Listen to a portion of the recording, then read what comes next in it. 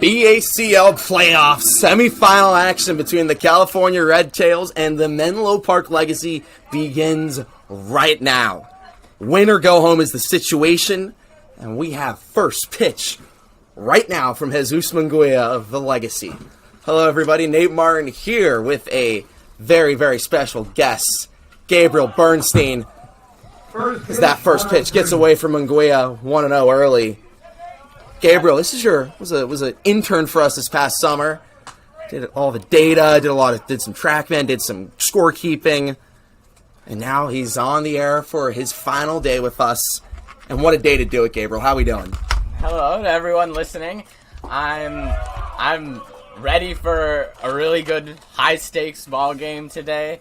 The Redtails and the Legacy in this semifinal. It figures to be a great way for me to wrap up my summer here with Legends Baseball. And the first action you see is a leadoff single for the Redtails hitter Nathan Vieira. Vieira. I can barely read my own handwriting right now. Number 16, Micah Nicholson. Which will bring up Micah Nicholson with a runner on first already. These two teams faced each other on Wednesday night. 13-inning thriller that saw the Legacy lose. The Redtails put them in the loser's bracket, but now after a win on Thursday,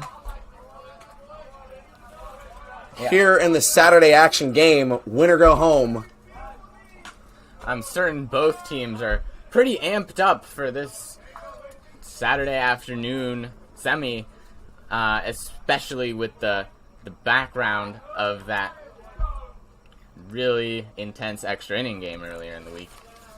Yeah, and a big difference between that game and today's is Nick White is back after taking a week and a half off for good reason. He got married to one of me and Gabriel's bosses, Kelly. So, first game back. Our big congratulations to the two of them. As Munguia continues to check in on Nathan Vieira over at first. Micah Nicholson at the plate right now.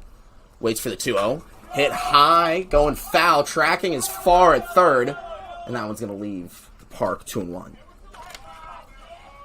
We'll go through the Redtails lineup right now. Nathan Vieira led things off, followed by Micah Nicholson. Then batting third is Caden Stamaria. Cameron Valentine batting fourth. Joseph Hoskins batting fifth, followed by Michael Perazzo sixth. Peyton DeBree batting seventh. Noah Peterson eighth. And closing thing else, Gavin Soper.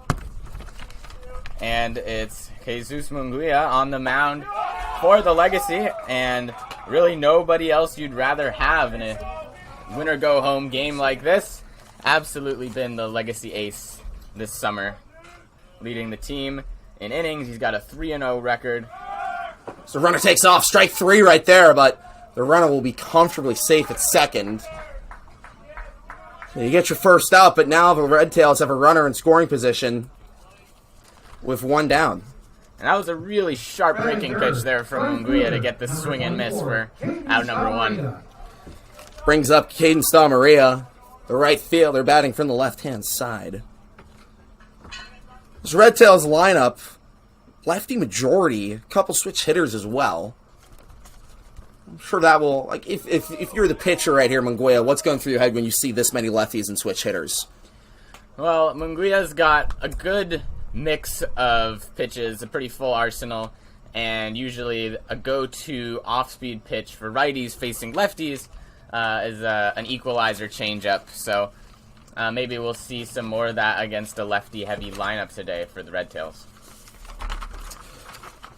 That will be one of the lefties here, Caden Stamaria.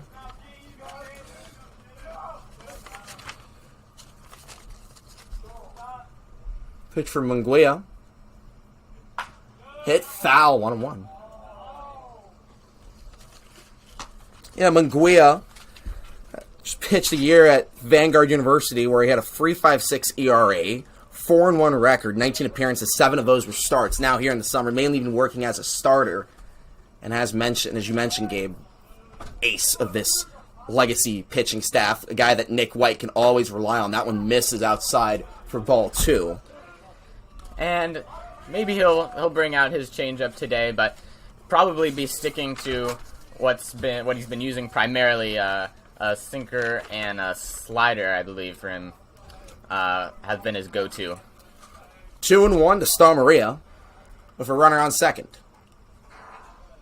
That'll be high, goes to the backstop. And Vieira will slide into third after the wild pitch from Munguia. That's the second time we've seen him miss a pitch pretty badly over to the backstop. Is that a cause for concern early? It might just be a little bit of adrenaline getting the game started here.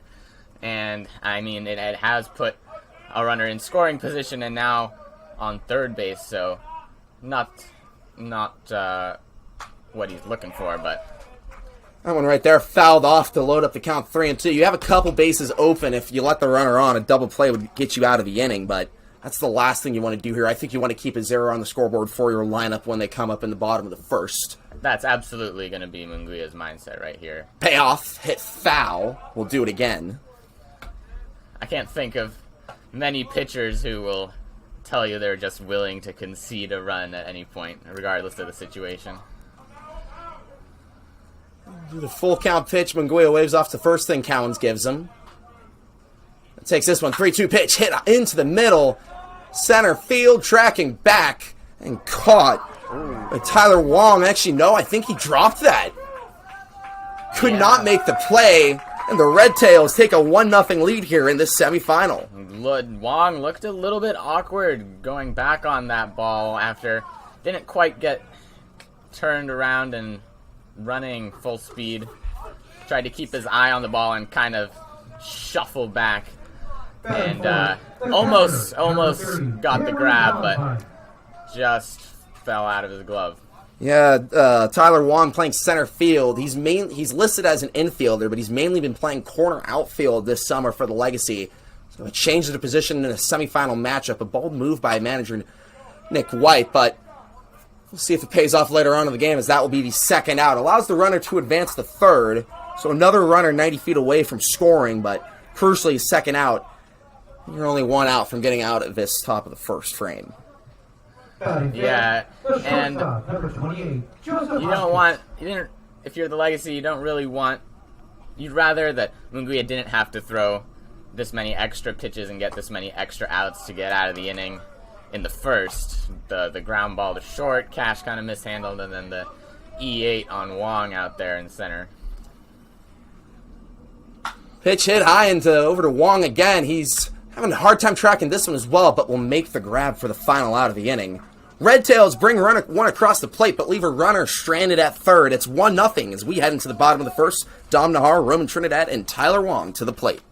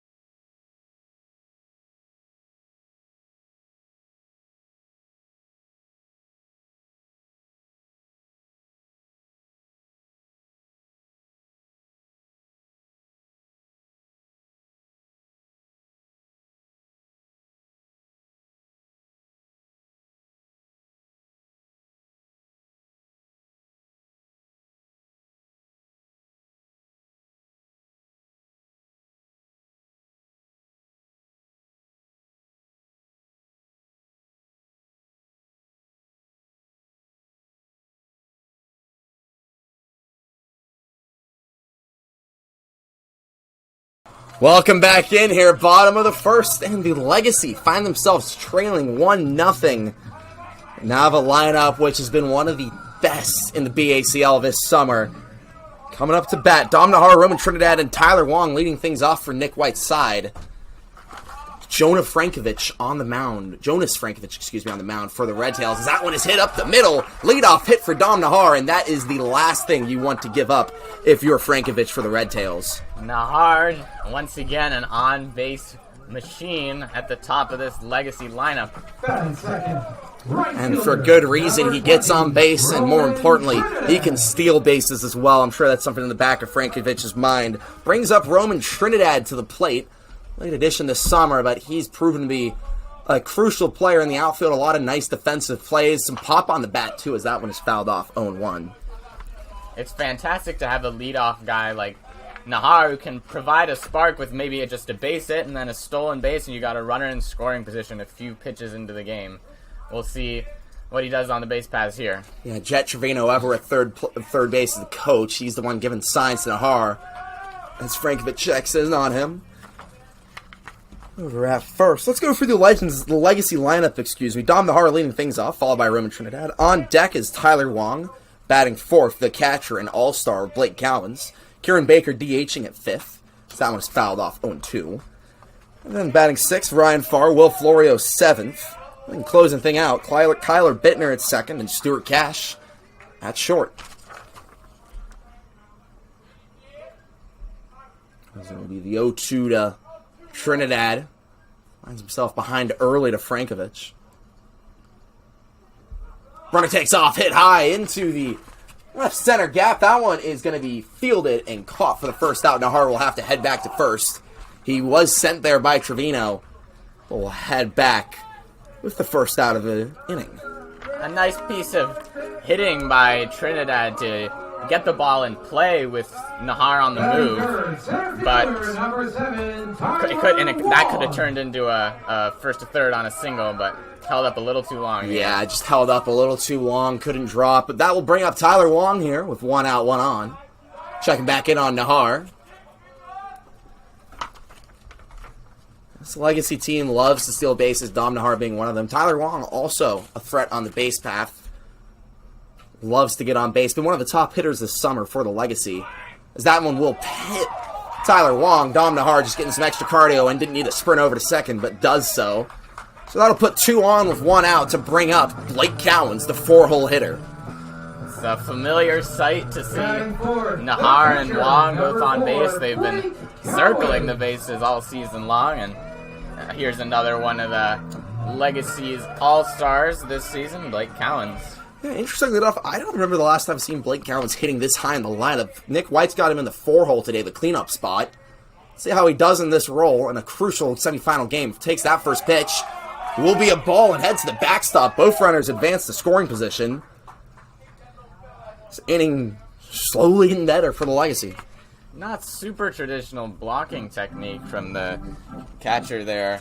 It was Cameron Valentine. Down on one knee trying to block that one. Usually you see catcher drop to 2 and try to get it to hit the chest protector. What I learned today, catching, not the easiest thing to do. Gabriel threw out the first pitch, and if you see a video of it and think it was me catching, no, it was not. 1-0 to Blake Cowens, looked at for a ball, 2-0. Yeah, my pitch was a little wide into the left-hand batter's box, but could have made the play, I think. I think I could have made the play as well. 2-0 to Cowens. The UI Chicago commit hits that one high into right. The shallow right, that is, and it will drop for a hit. Cowens gets on first. Wong advances to third. Nahar across the plate. It is a tie ball game here in the bottom of the first. Man, a costly miscommunication between the second baseman and right fielder. They were just looking, each one of them was looking at the other one and wondering if the other one was going to catch it. So that will tie the ball game. 1-1 score here in the bottom of the first, and with Kieran Baker coming to the plate, another guy you want up to potentially take the lead here with runners on the corners, 1 out. Baker, clutch hitter all summer, committed to CSM this fall. swings and misses at that one. His runner will take off. Kind of a delayed steal there. Wong goes home. He will be out at the plate. And usually on the first and third, with first and third, the runner on first is trying to draw the throw, and that's what Cowens got Valentine to do. But the return from short to home nabs Wong. Yeah, I thought that was interesting right there because it looked to me Cowens had a late jump at first base. And that kind of forced Wong to get there a little later to the play, a little later than you'd want to. Consequently, gets the second out of the inning. Puts Cowens on second. But 2 outs. An opportunity where you could have scored a run on just a hit into the outfield. It's an interesting call, and in a semifinal game, you have to take risks like that, but it just seems a little too early for me to do that risk. Well, baseball giving and taking here. There's the pop-up that dropped in for an RBI to tie the game, and then a runner on third to race takes away an opportunity. So, tie ball game here in the bottom of the first, 1-1, 2 outs. 0-1 to Baker. Low for a ball, 1-1. Additionally, like, all it takes is one wild pitch. We've seen Frankovich miss a couple times today. If a ball heads to the backstop and with Wong's speed, he can definitely slide in at home to take the lead. Absolutely. While there've been the opportunities that come around to score will come here for the Legacy. As they check in on the runner at second, Cowens gets back in time, still 1-1.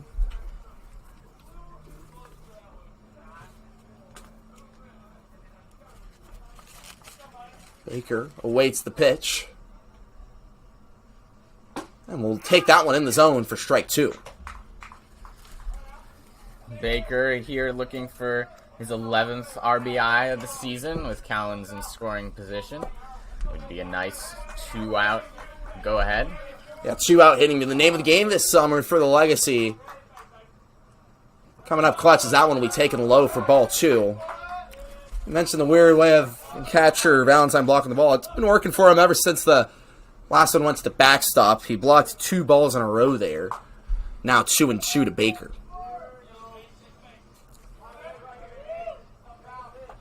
And you're right that in these 2-out situations, it feels like the Legacy hitters have been performing about the same as in any other.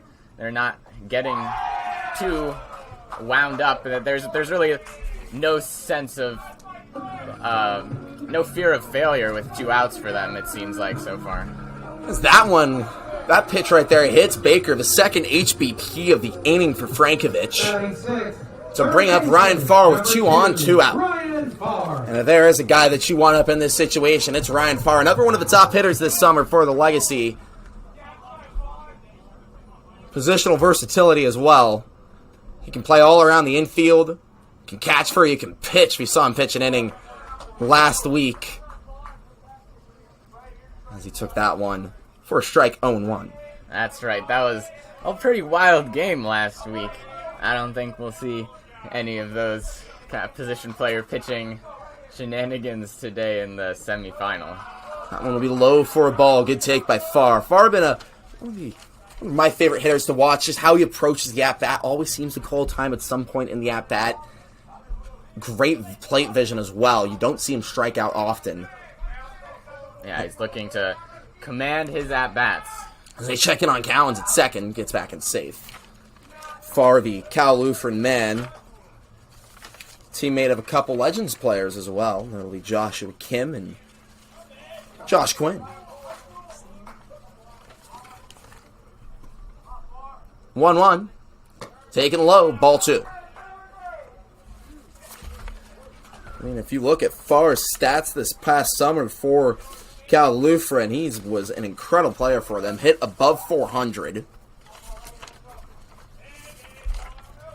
And this summer, he's been hitting .313 with an on-base at .402. So he's definitely stepped up for this Legacy team. Takes that one for strike 2-2, evens things up. 2 outs, 2 on here in the bottom of the first. Legacy looking to take the lead early after tying it with the hit from Cowan's pitch comes, hit, foul. 2-2 will do it again. Spoils a good pitch there from Frankovic thus far. Frankovic and Munguia, two of the higher velo guys you will see in the BACL. Both of them kind of hit around in the mid-80s with their fastball. Munguia just a tad faster. We've seen him top out around 87 here. I think we've seen Frankovic top around 85. That was 84 right there on the fastball. 2-2 pitch. Swing. Miss. Strike 3 to end the inning. One run comes across the plate. This will be 1-1 entering the top of the second. Jesus Munguia heading back out to the bump.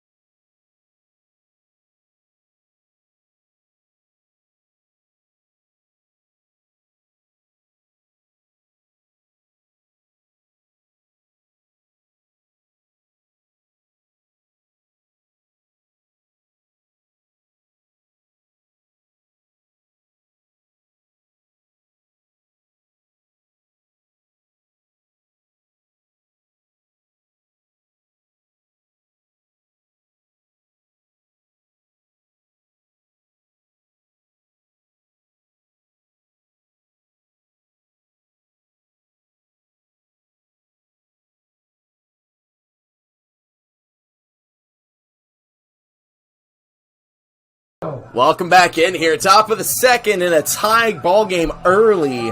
Both offenses showing up hot. Pitchers maybe still feeling that adrenaline out. As Munguia enters the second inning, he'll be facing Michael Perazzo, Peyton Dupree, and Noah Peterson. First pitch, swung on, foul, 0-1. As I mentioned, first inning for both of these pitchers, both of them looked a little erratic. We've seen balls going to the backstop, batters getting hit, errors defensively from both teams. What do you make of that first inning just here in the semifinal? Yeah, it did look a little shaky on both sides. And to be honest, I'm not sure how much it'll even out. You can put it on nerves at the start of a game, or it's just balls. Anything can happen when you put the ball in play. 0-1 fouled off again. Will bring the count to 0-2. Change up there from Munguia. Got a 6-pitch mix that we've seen this summer. He has a fastball. He's got a slider, a sinker, a curve, a changeup, and a cutter.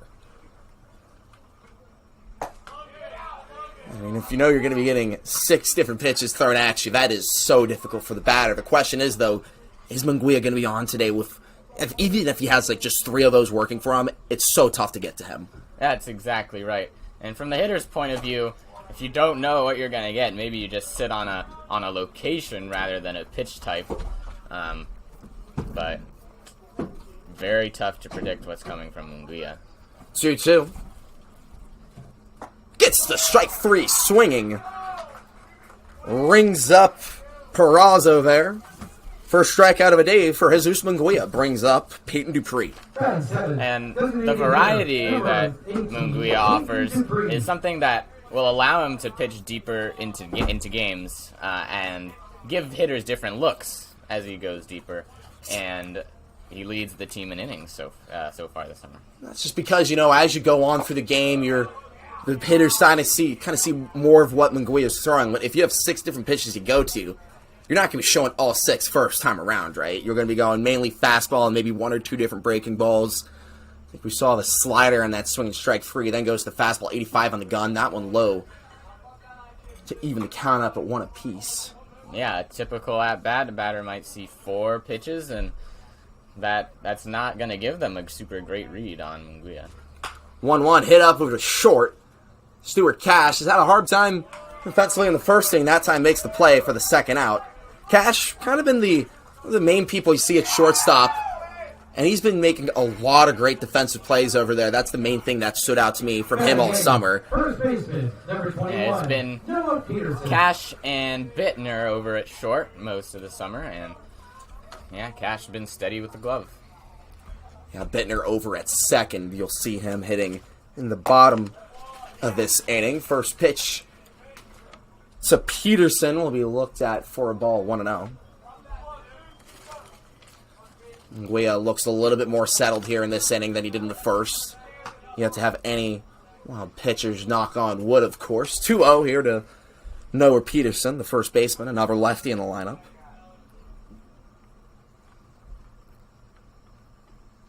Pitch from Nguya.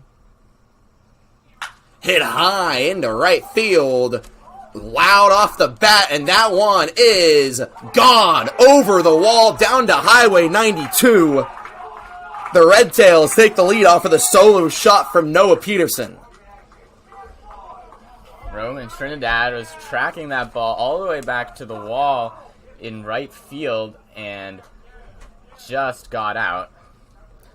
393. That one didn't just get out. It got out of there. Good distance as well. All he needed to clear was 367. Carried very well, yeah. That will be the lead once again for the Redtails.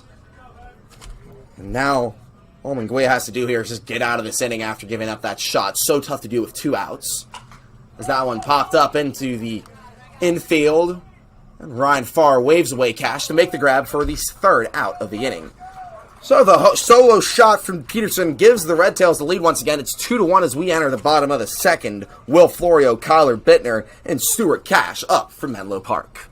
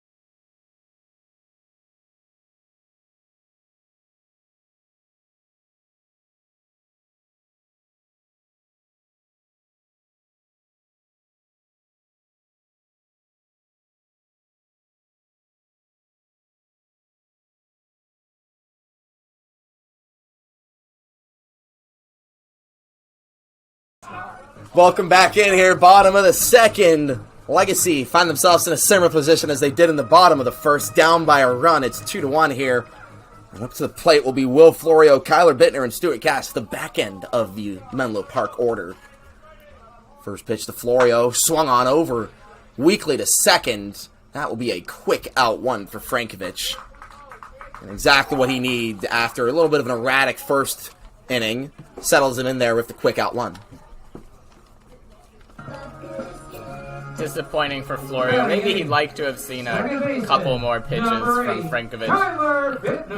If he sees him again later, that might have been useful, but little off the end of the bat, dribbler to second.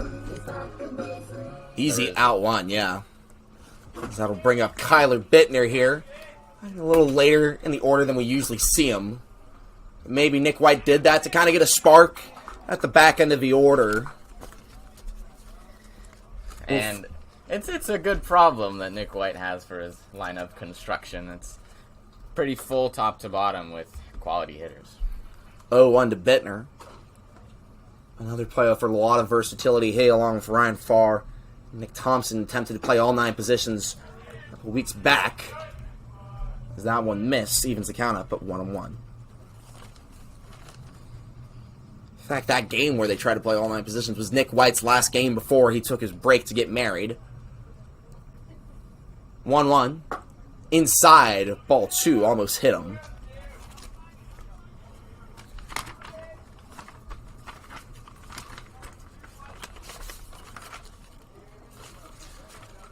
We await the 2-1 to Bittner.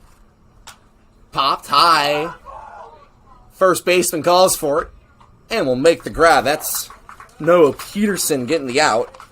Home run hero and playing some defense as well. Will bring up Stuart Cash with 2 outs and nobody on. Weak contact again to the right side from a right-handed batter, Frankovich. Cash. 2 very good at-bats against, from his perspective, 2 very good at-bats. So that'll bring up Stuart Cash here. First pitch, swinging, 0-1.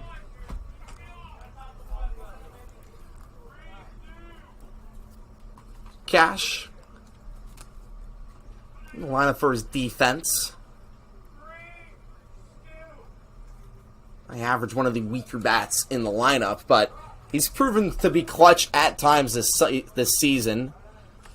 And I definitely feel like his hitting has gotten better as the summer's gone on. Yeah, he is only at 208, but just he can shoot one right back up the middle here for a base hit. Looks at that one for a strike, brings the count to 1-2. Cash, 2-way player for Grinnell College, had 1 hit, also pitched an inning for them, so looking for an expanded role over in Iowa next season. 1-2 pitch. Taken high, ball 2. Before playing at Grinnell College, was playing for the Los Altos Eagles at Los Altos High School. As we await the 2-2 pitch from Frankovich. Swing and miss, strike 3 to get out of the inning. The back end of the legacy order goes down 1-2-3. It's 2-1 as we enter the top of the 3rd. Munguia back on the mound once again.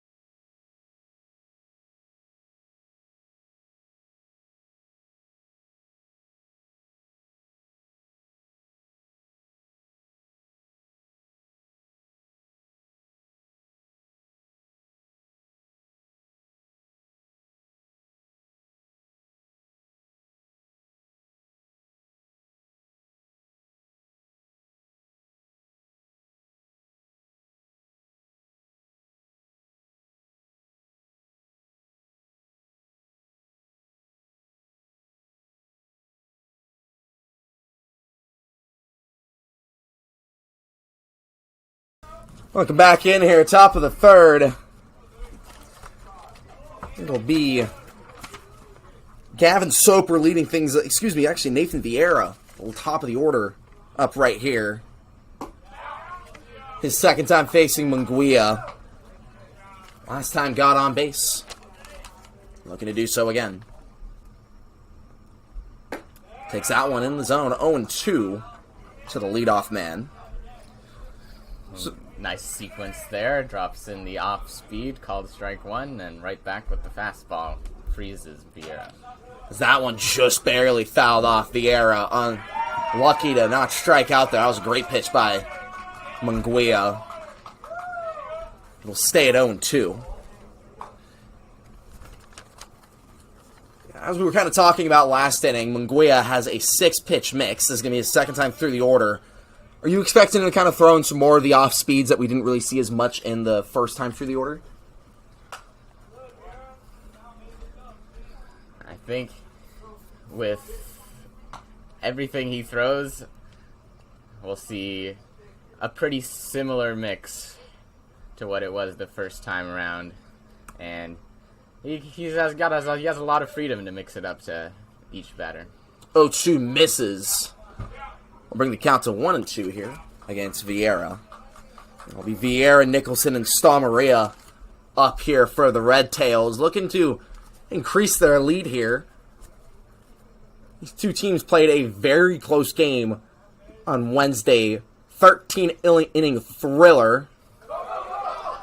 As the runner will take off. That was strike 3 swinging, and he will reach safe.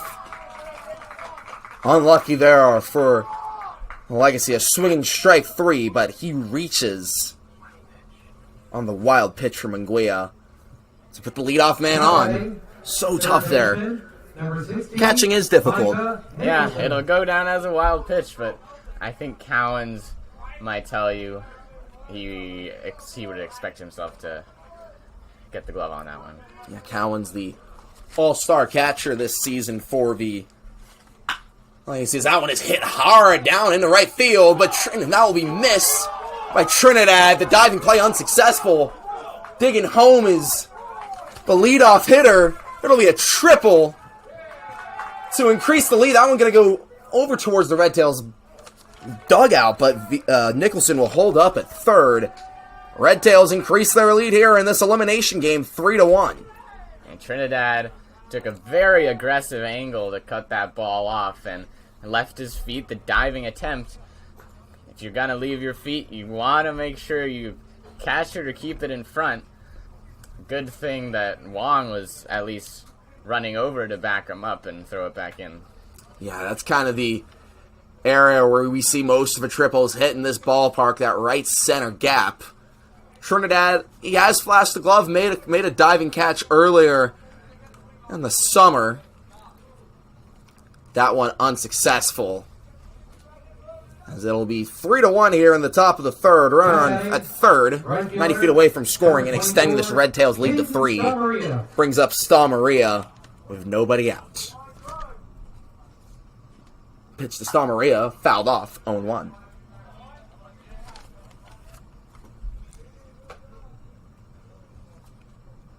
Munguia, this has not been his sharpest we've seen him look all season, I'm going to be honest. Yeah, Peterson, it was Peterson definitely squared up that home run, and that was another hard hit off the bat of Nicholson. We've seen a couple hard hits here off of Munguia, what you're expecting. Although I do agree, obviously, if the Legacy find a way to win this game, they'll be playing against the Alameda Anchors in the final tomorrow. They'll have to win 2 games in the span of a day. Munguia wouldn't pitch in either of them unless Nick White really wanted to go in on short rest. And that, I do agree with that, though, to send in your ace in a do-or-die elimination game and trust on the rest of your staff. As that one is hit past the first baseman, that's going to score a run. Keeps the inning going with nobody out. As Maria holds up at first, Will Florio unable to make the diving grab. Unable to make the diving grab, but good job by Trinidad to get that ball back in quickly and hold Maria to a single. So that's a 4-1 lead for the Redtails here early. Puts so much pressure on the lineup and on Munguia as well. He cannot afford to give up another run in this inning. 2 runs have already come across the plate. As that one hit up the middle off the leg, and will get past the second baseman. That one's just unlucky again. Runner digging for third. He'll be comfortably safe. Runners at the corners with nobody out. That was a super tricky and unexpected hop off the back of the mound. Bittner couldn't quite glove. If he had fielded that one clean, he probably could have flipped to cash for the force out. As we get a mound visit from Tyler Quintanilla. Talking things over with Munguia. It has just not been his day today. which is it's probably one of the worst days of the summer to not have your day on a BACL semifinal game. It's been a combination of the Redtails bats getting to him, but also some defensive miscues or plays that could have been executed better, helping out the Redtails offense. I'll just say some of these have just been flat out unlucky. I mean, that hit, it was decent down first base line, but like, could have easily gone foul on any other day. As Munguia misses that one, 1-0. Runners on the corners to Cameron Valentine to catch. Excuse me, this is actually Joseph Hoskins at the plate right now. Valentine's on first. Maria at third. Nobody still out here in the top of the third. They check in at Valentine over at first.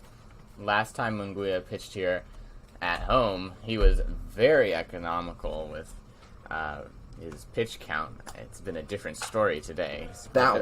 Work hard to get his outs. That one fouled off. Evens the count up, but brings the count to 1-2 there. Yeah, what's your mindset here if you're Munguia with runners on the corners, nobody out? You've already given up a couple runs this inning. What's running through your head right now? I'm looking to get a ground ball or a strikeout, and a double play could work, but he'd probably still rather keep that runner at third, like we were saying earlier. So that'll be a strike three right there from Guia. Beautiful pitch that fooled the batter Hoskins. Brings up Michael Perazzo with 1 out, 2 on. There's the strikeout he was looking for. You called it. People talk about the commentator's curse. Whatever the commentator's curse was, that was the opposite. Gabriel, not used to being in the booth, but doing good so far.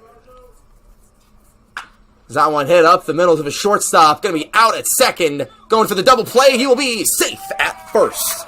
Redtails extend their lead on the fielder's choice. That ball just chopped slowly enough that Cash and Bittner couldn't turn it fast enough. Are we now calling 91 miles per hour off the bat slow, Gabe? Oh, it was a high chop. That'll be a 5-1 lead here for the Redtails. 2 outs, though, crucially, as that one is fouled off 0-1 by Peyton Dupree. But you're right. I didn't get a very good read on that Peterson home run fly ball. And that ground ball was hit quite a bit harder than I realized. A little miss right there, 1-1. Evens the count up here to Dupree. This is the 7th batter Munguia's faced this inning, as that one hit high into center field. Wong tracks and will make the grab for the final out of the inning. The legacy lineup gonna have a lot of work to do. 3 runs came across the plate that inning. It'll be 5-1 as we enter the bottom of the third. Dom Nahar, Trinidad, and Tyler Wong to the plate.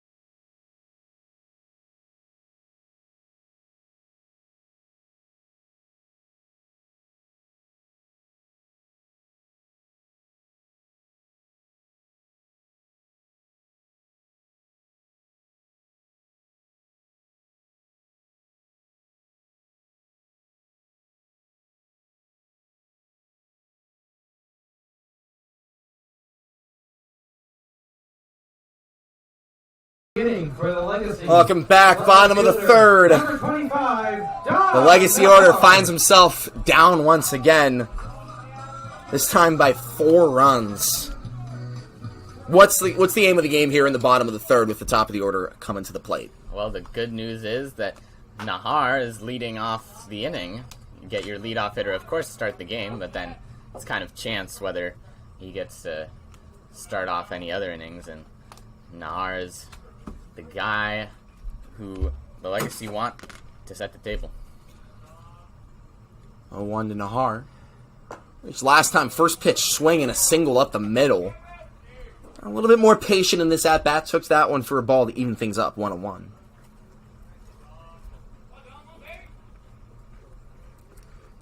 Nahar, the CSU East Bay player, originally from Lemoore, California, fouls that one off, 1-2. Into opposite field. And Nahar, he's going to be patient in his approach. He knows that his task as the leadoff guy is getting on base. So he'll take that one again, even the count up 2-2. Nahar was first team All-League his junior year at Lemoore High School. Leads the 2-2 from Frankovich. That will clip him. Leadoff man is on once again. Nahar's second time reaching, that time by the HBP to bring up Roman Trinidad for runner in first once again. And Nahar has to wear that one, but just clip the elbow. Shouldn't be too sore. Number 20, Yeah, Roman in Trinidad. the semifinal game, I think you're fine with putting your body on the line to get on base. Get on any way you can. Brings up Roman Trinidad. With nobody out, 1 on. Once again, similar situation he found himself in the first time, got out, but second time facing Frankovich, now kind of knows what to expect. Looks at that one in the zone for 0-1.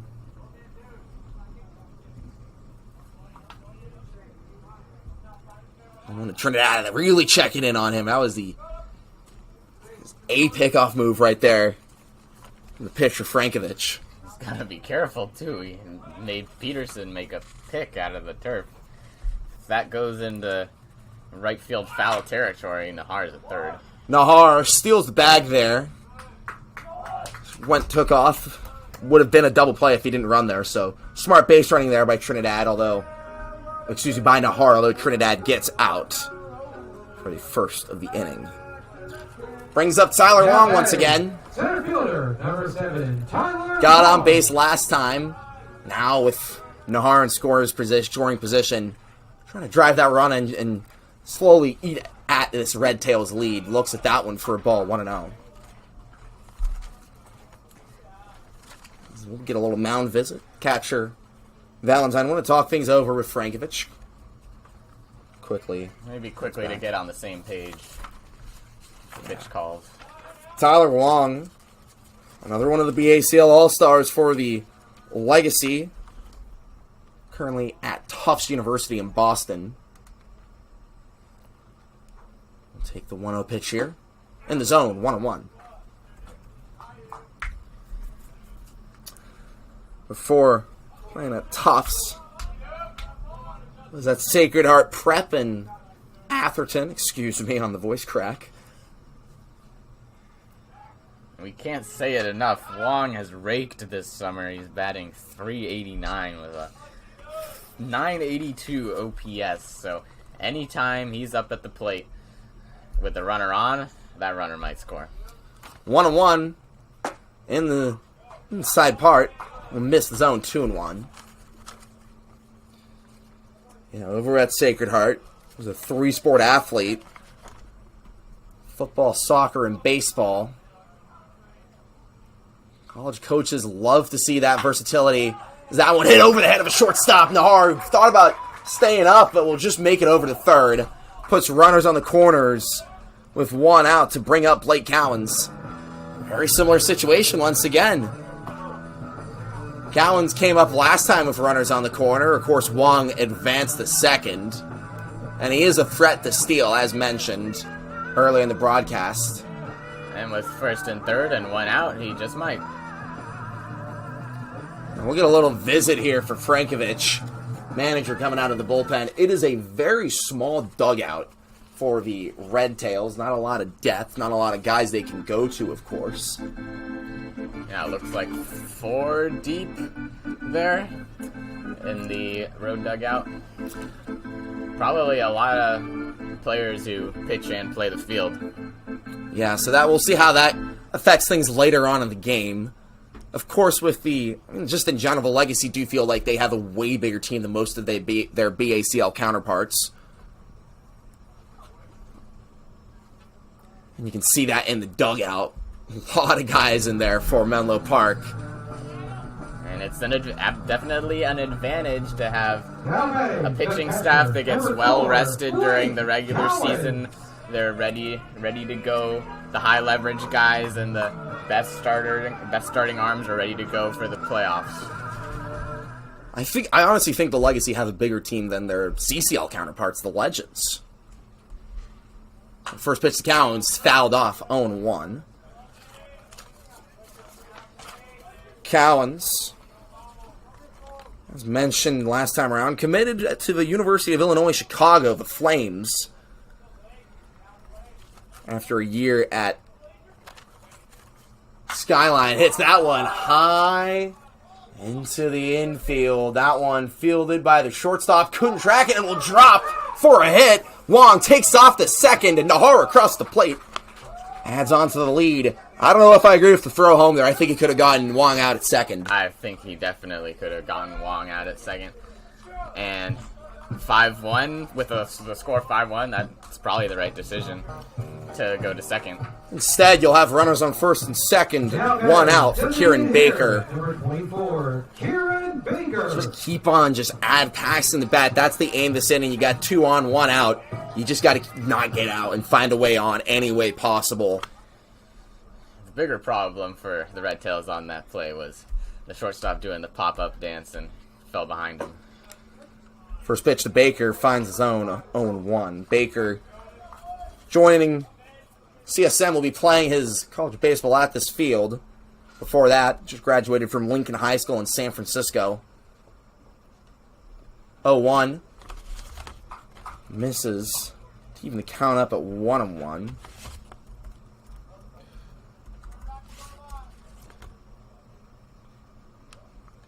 Legacy gifted an extra out on that last play, I would say, and let's see if they can make the most of it.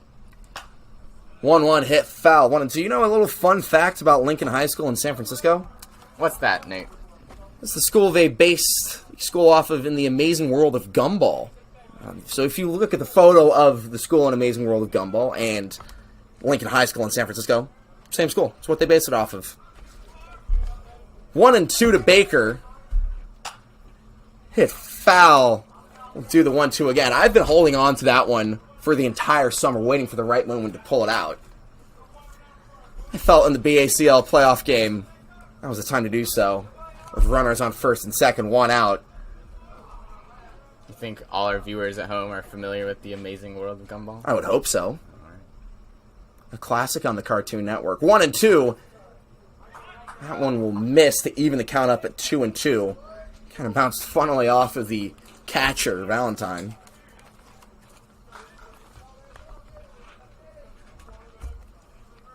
Evens things up, 2-2 here for Baker.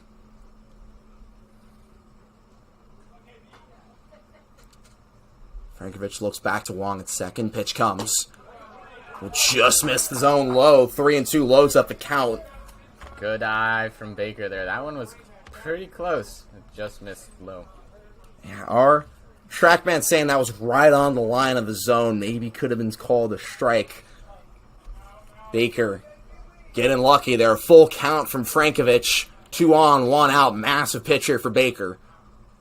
Runners take off. Hit weakly to third. And that hit him on the way out. Kind of bounced off his foot there.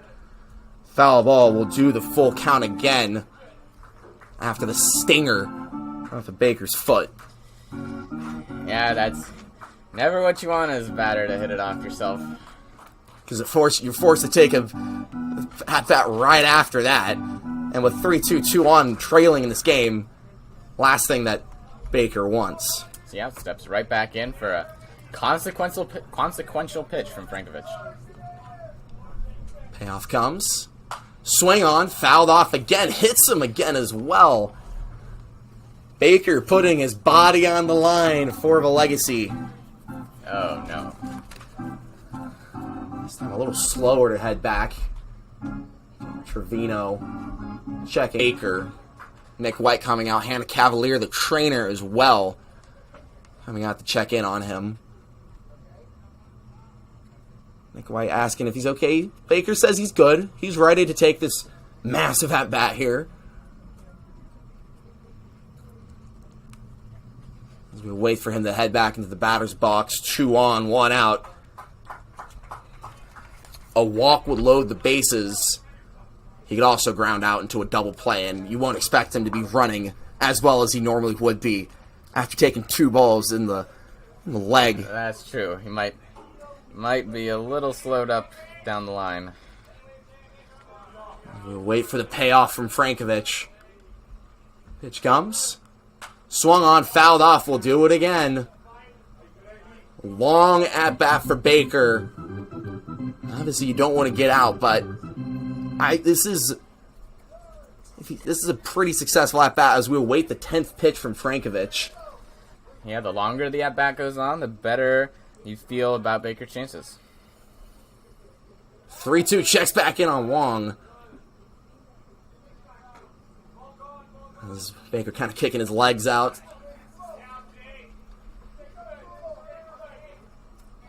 Waiting the pitch from Frankovich.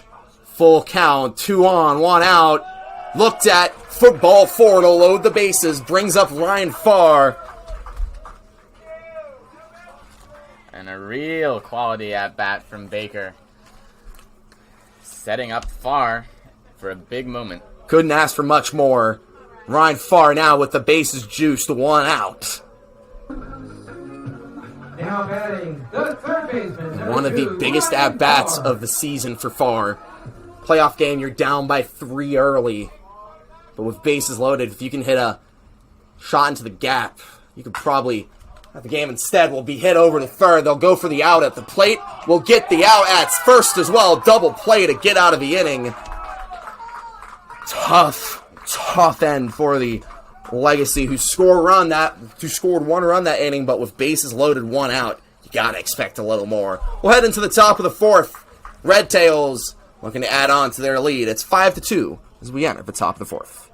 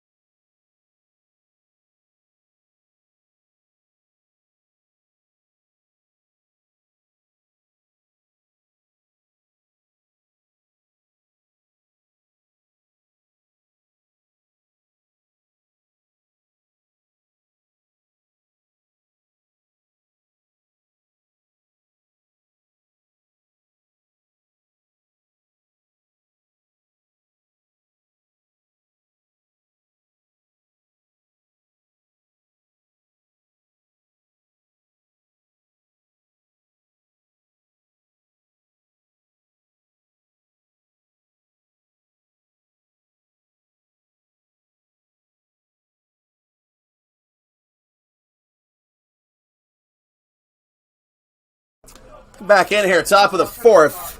The Redtails have scored a run every inning so far off of Munguia. Really the first team all summer to get to him. Of course, some of that on the defense as well. And now he has to pitch carefully to Peterson, who launched the solo home run off of him for the Redtails. It's another nice hit there. That one going foul. Far slides for it. Will not make the play. Goes to 0-1 there.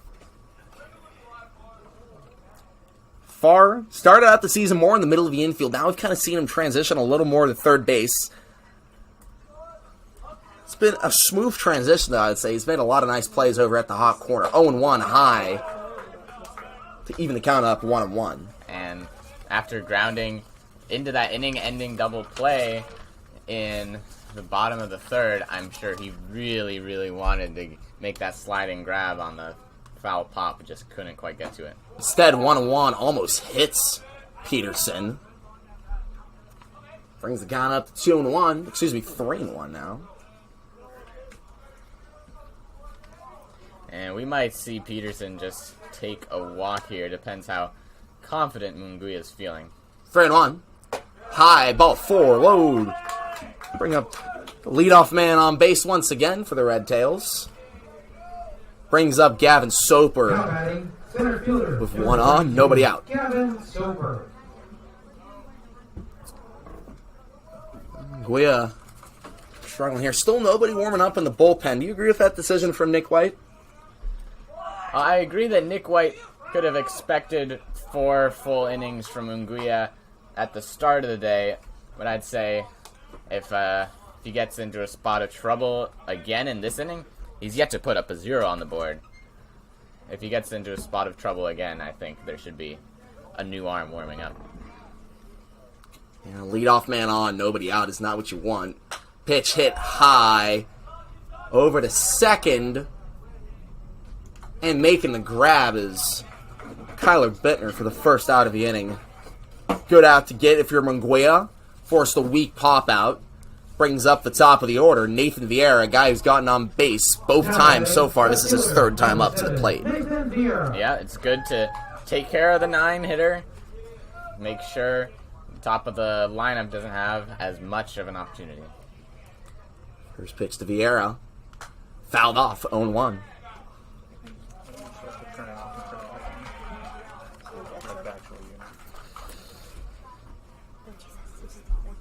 Vieira scored a run in the first, scored a run in the third.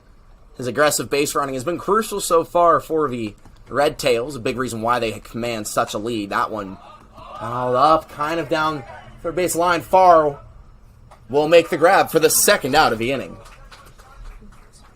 And nice decision there from Munguia. He shook off Collins' pitch call twice there. Went with Now his batting, pitch third and baseman, number induced that 16, pop out. Micah Nicholson. So that'll bring up the 2-hole hitter, Micah Nicholson, with 1 on, 2 outs. Of course, 2-out hitting been the name of the game so far, as that one bobbled by Cash again.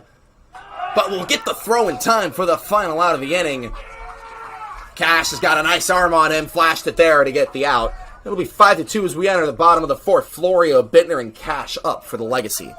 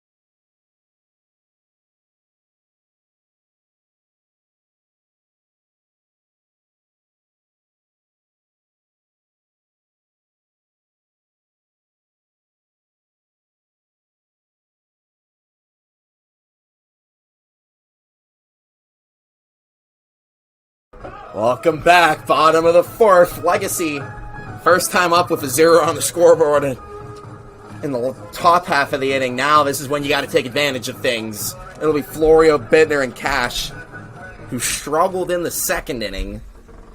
Now up once again here in the fourth, starting with Florio, who grounded out in his first pitch. Takes that one. Ball 1. I wonder if he went to the off-speed there, thinking a first pitch swing from Florio. Often it's the off-speed for to freeze the batter on the first pitch. Usually a pitcher will go with the fastball to get in rhythm to start the inning, and that's what the hitter's expecting. That one finds the zone, evens things up 1-1 to Florio.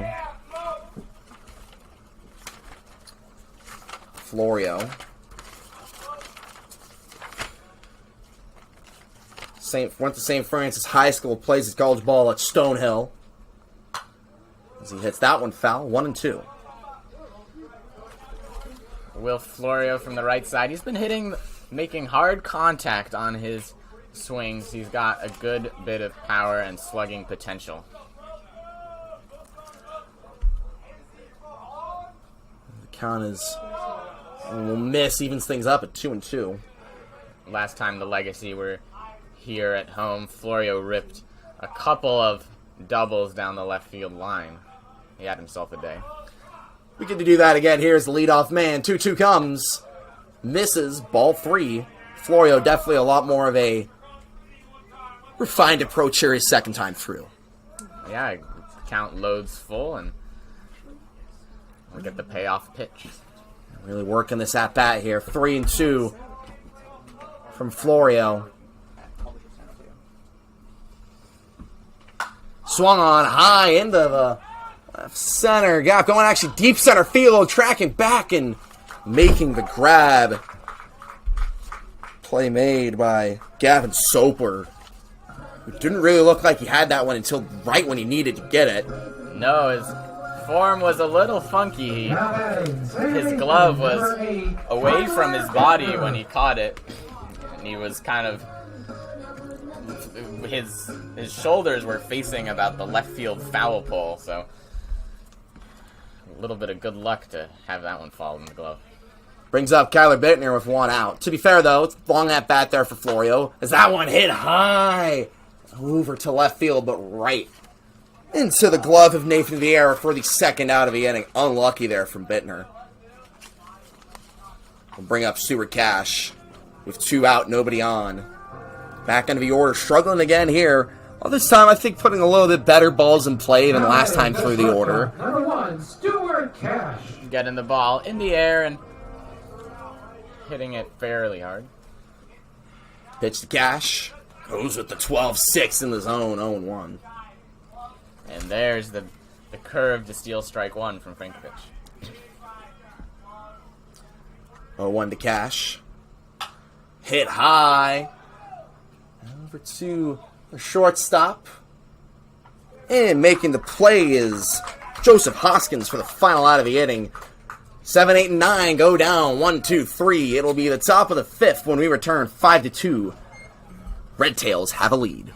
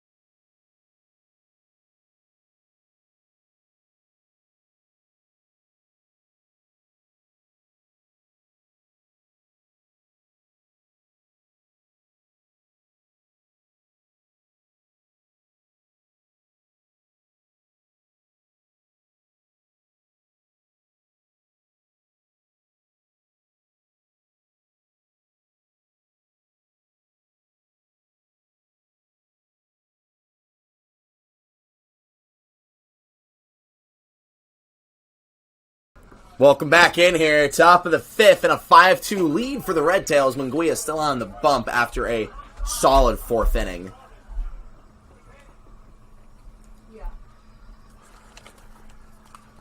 Munguia at 63 pitches here, heading into the top of the 5th. And usually it's harder for a pitcher to find success later in their outing. But maybe Munguia's finding a groove. We'll see. And that could be partially due to, a bigger pitch arsenal. Now batting, Stuff that maybe wasn't working earlier, stuff that you can go to later on. Gets the first out there, far fielding again in foul line. Brings up. Next Redtails hitter looks at that one for a strike, 0-1.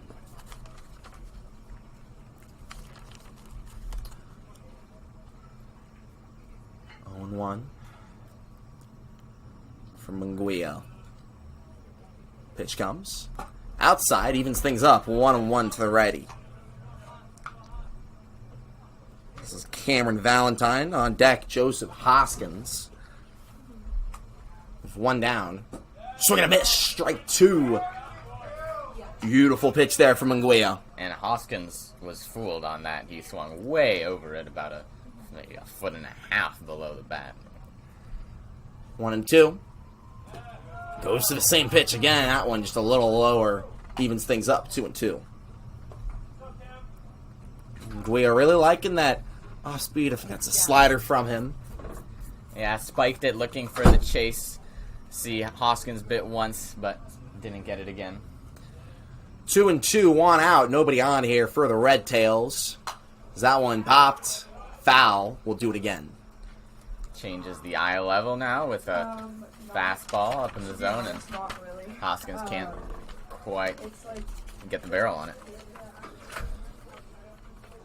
Guia, Anaheim native. He's college ball at Vanguard University in Orange County. Looking for a place to play next season, looking to use the grad year. 2-2, hit over to third, far fields, throw to first, out for the second of the inning. Great play by Ryan Farr, getting a lot of defensive work over at third today. Very clean from Farr, fielding it, and then the transfer getting his momentum over to first, and then strike to Florio for out number 2. That'll bring up Joseph Hoskins with nobody on. 2 outs, swings that one weakly over to second, fielded for the final out of the inning. Redtails go down 1-2-3. Bring up to the top of the order. Who's been the best part of the plate today for the Legends will be Dom Nahar, Roman Trinidad, and Tyler Wong up from Menlo Park.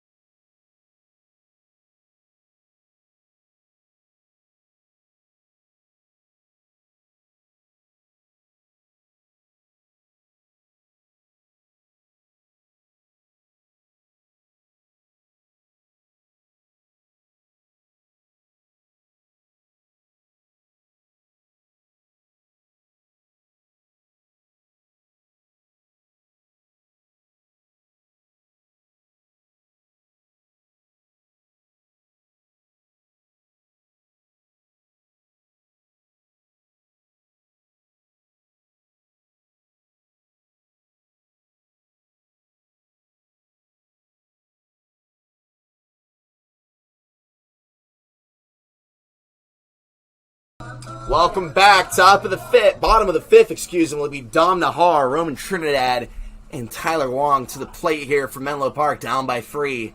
Looking to get back in this game as that one hit foul, 0-1. Nahar led off the first. The Legends scored 1 run. He led off the third.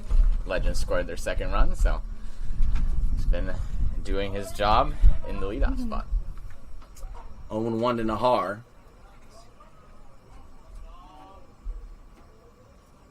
Looked at, strike 2. Good pitch there from Frankovich, entering his 5th inning of work. He's looked a bit iffy at times today, but if your team has a lead and you've only given up 2 runs, you can't be too mad at yourself as a pitcher. Frankovich, he's been good. Setting down definitely the bottom of the legacy lineup and limiting the damage from the top. 1-2 to Nahar. Good take there by the righty. Pitch from Frankovich. Swing and a miss. Strike 3. Finally sits down Nahar after he got on his first times through the order. Brings up Roman Trinidad with 1 out, nobody on. Now batting, right fielder, number 20, Roman Trinidad.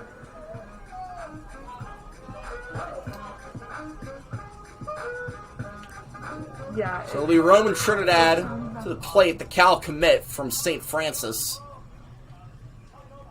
Joining the Golden Bears as they join the ACC this upcoming season. First pitch hit past the first baseman off of his foot. Trinidad's going to be safe for his first time getting on all day. And that was quite literally booted by the first baseman. It hit off his cleat and dribbled away. Go down as an E3. Stuff, Gabriel. Already thrown in the pun quota with Victor not in the booth. Number 7, Tyler Wong. Brings up Tyler Wong with 1 on, 1 out. He's been in this situation a couple times today. He's gotten on both times. This one looks at that first pitch for a strike, 0-1.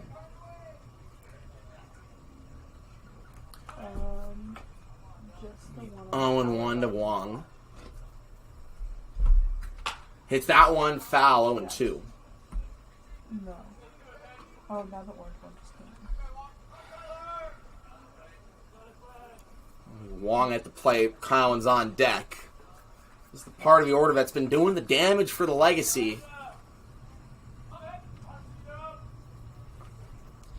Yeah, when this part of the lineup is up, any deficit feels. This will come back from, although with Trinidad getting caught stealing for the second out, far from ideal. It'll be 1-2 to Wong after the ball. So tough to get your runner out, especially in this position. Instead of having a runner on first, 1 out. It's now nobody on, 2 outs for Wong, who rips that one down foul line. We'll do the 1-2 again. Yeah, I was going to say that when this part of the lineup is up, any deficit feels manageable, but now there's nobody on. 1-2 to Wong. Curveball high, ball 2. Good take by the center fielder. Evens things up. 2 balls, 2 strikes, 2 outs.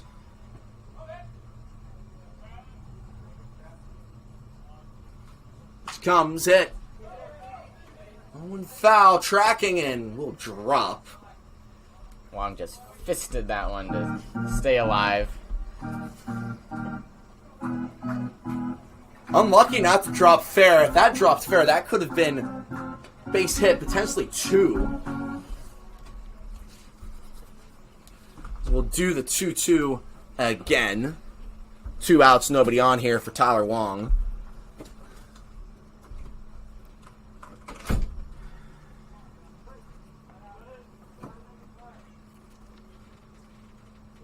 Frankovich really slowing things down here, taking his time. Slow kick. And we'll miss. 3-2 loads up the count.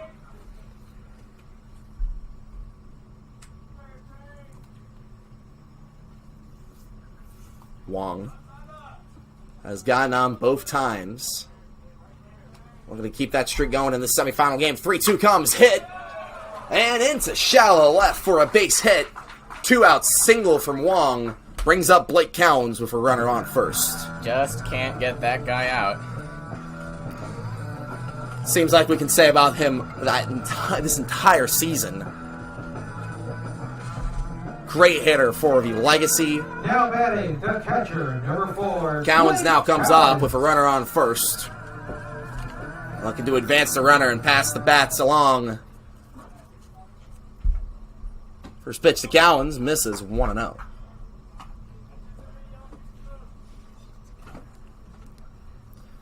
Cowens, one of the few guys across the Legacy and Legends teams that has found a new place, new home to play baseball. He'll be heading over to the Midwest to play at UIC.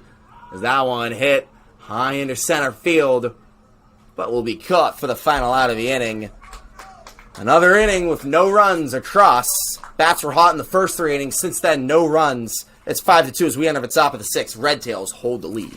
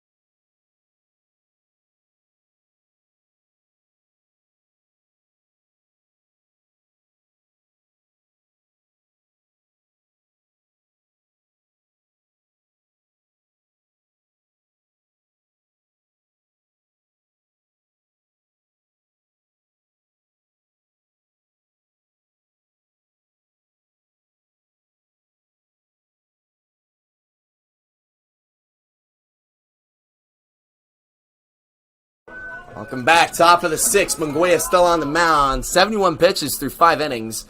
Had some tough innings, but he's been pretty economical since the 3rd. First pitch in the zone for a strike, 0-1. In the middle of the 3rd, it looked like he might struggle to go 4 innings, but now here he is in the 6th. Perazo to the plate. Fouls that one off. 0-2. Munguia gets ahead. As we see Ryan Johnson trying to get over there in time. The ball, it'll be 0-2. To Perazo. Fouled off. We'll do it again. Goes, falls in a similar spot. And Ryan Johnson can't slide in time. That's one of the favorite parts of a Legacy game, seeing a foul ball competition between the two dugouts. That the Legacy, to be fair, are always the ones to initiate. Yeah, that's what's happening when you see the guy's head running across the bottom of the screen there. He's going to pick up a foul ball, trying to beat the Redtails on deck hitter. You always hear the cries of 1-0 good guys when you get the ball. 1-2 here to Perazo. Hit foul. I don't think Ryan Johnson's going to be able to retrieve that one. Goes into dead grass behind left field.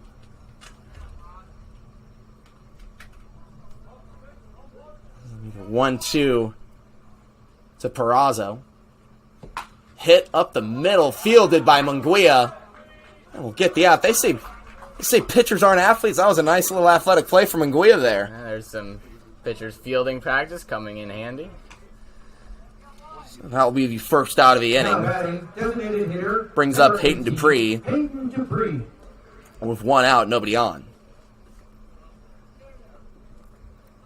It's been fun. It's always fun to see, the pitchers make some defensive plays. Dawson Raddick has made some nice plays, even as a submarine pitcher. Yeah. I feel like that would be pretty tough to come make those plays, when you're already so low to the ground, having to get up quickly to make some heads-up catches. Yeah, he completes his delivery, and Radek, Yes. he's ready to field. Which there finds the zone 1-1, evens things up. Munguia on that last no, play we can't- had a quick reaction time, got the glove down. Both courts still up. 1-1. Hit foul towards the dugout and off the roof. 1-2. Peyton Dupree at the plate on deck. Noah Peterson. Of course, Peterson had the solo shot in the second. As that one fouled off again. 1-2 still to Dupree. Munguia ahead in the count again. That's been a difference as he's found more success later on in the start. Yeah, something he's been really good at in these middle innings of the game. 1-2. Swing and a miss, strike 3. Ring him up, Munguia settling in as the game goes on and as his pitch count increases. Brings up Noah Peterson with 2 outs. I'm getting a little deja vu here, Gabriel. Yeah, on the one hand, it's 1 out away from finishing the 6th. On the other, it's a big bat in the box. Swing and a miss, strike 1. Of course, Peterson's solo shot came in the second with 2 outs. I'm surprised to see that Peterson is hitting 8th in the Redtails lineup today. Maybe just a little pop at the back end of the order. Something we've seen more of, you know. A lot of times this season, we've seen guys at the back end of the order, the one stepping up and making big at-bats and keeping the bats hot. So that one heads to the backstop, 1-1.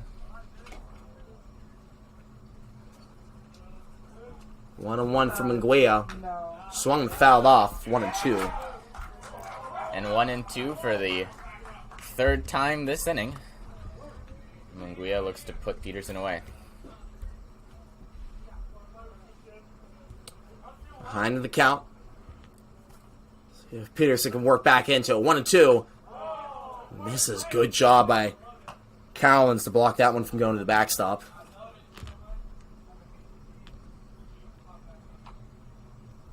Two. Beautiful breaking ball, fouled off, stays at 2-2. I feel like it's just kind of a rite of passage for the Legacy to be the guy retrieving foul balls, huh? Yeah, seems like I it. feel like we've seen most players do it. If there aren't ball boys and girls in the dugout to do it, players put their heart into it. All about making hustle plays on and off the field here for this Legacy team. The guy who's gotten the most reps of doing that this summer has been Kurt Kinsler. So that one is fouled off, stays at 2-2. This inning, it's Ryan Johnson tasked with that responsibility. One nice thing about the Legacy dugout, is they've got all their pitchers in there the whole game instead of sitting them on the benches in the right field corner bullpen. Swing and a miss, strike 3. Munguia ends the inning with the strikeout. Still 5-2. Munguia is settled into the game. Now the Legacy lineup looking to do the same too. It'll be Baker, Farr, and Florio up from Menlo Park.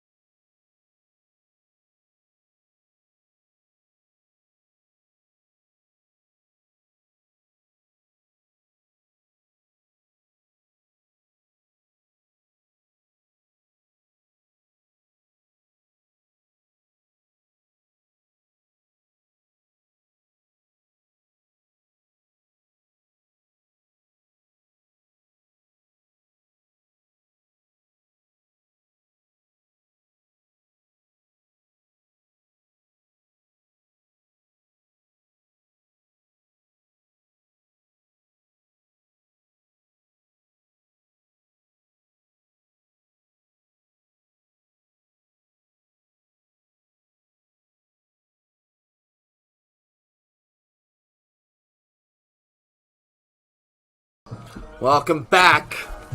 Bottom of the 6th, 5-2 ball game. The pitchers have settled in. Now have a lineup for the Legacy looking to get back hot. It'll be Baker, Farr, and Florio responsible with this task here in the bottom of the 6th. First pitch to Baker. Swung, hit into shallow center. Into no man's land, but making a grab is the second baseman. Nice play by Michael Peraza for the first out of the inning. We have seen a couple of those pop-ups fall between outfielders and infielders, but good job keeping an eye on it by Peraza there.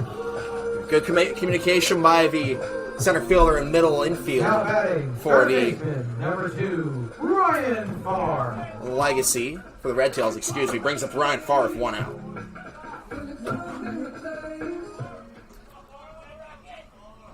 Farr, finally enough, has yet to call time today. First pitch, looked at, missed, 1-0. I don't know, maybe that's just because we bring it up every broadcast and teams have started to catch on in the scouting report. Maybe he's just been swinging in early in counts. 1-0. Hit high into left field, going back and making the grab. That one was really well hit, but Nathan Vieira as catches it, as that'll bring up Will Florio coming to the plate. The Pirate up. Number 50, Will Florio. Of course, if you remember earlier in the summer, the first 2 games that he played with walk-up songs, he walked up to Pirates on a Boat by Miles. His teammates put that song in for him. He told us before the 3rd game, he said, I don't want to have that as my walk-up song, and since then has been not using a walk-up song the entire summer. And we're treating him to a little Pirates of the Caribbean soundtrack, as that one is fouled off 0-1. Pirates of the Caribbean has an epic sound to it, so that would be a good walk-up song, I think. But it's laughs and smiles between Florio and the Legacy dugout. 0-1 to Florio, hit high into left field. That one just going foul, though. Oh my goodness, how epic would that have been if he hit a home run after the Pirates of the Caribbean walk-up? Just a few feet nothing's... foul, and it was over the foul pole. Yeah, I wish we could have gotten a distance you for on that ball, but our trackman is currently down. We've been working at it for the past few innings now. As Florio awaits the 0-2 pitch. That one was really well hit. It's an absolute rocket. 0-2. Misses for a ball, 1-2.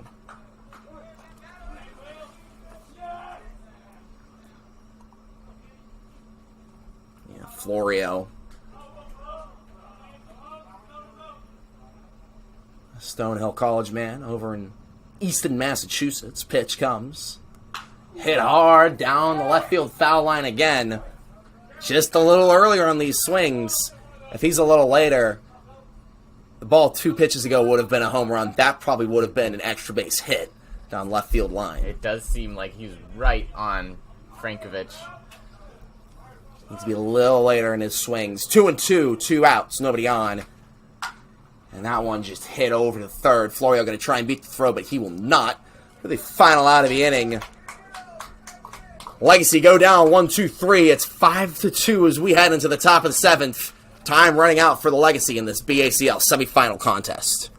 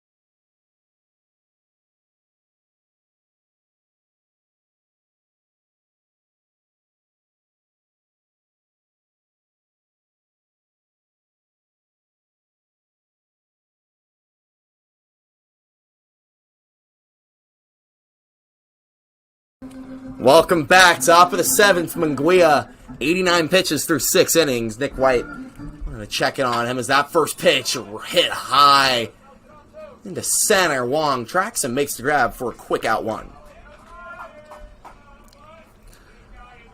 As the pitch count gets higher and we're later into the game, it's great to see a first pitch out there to start the inning. Yeah, it just feels to me like as the game goes on, Munguia just getting more and more efficient.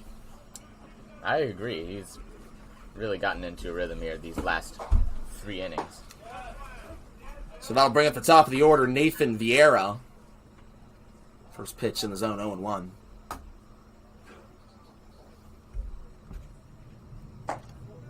One pitch misses, evens things up at 1-1.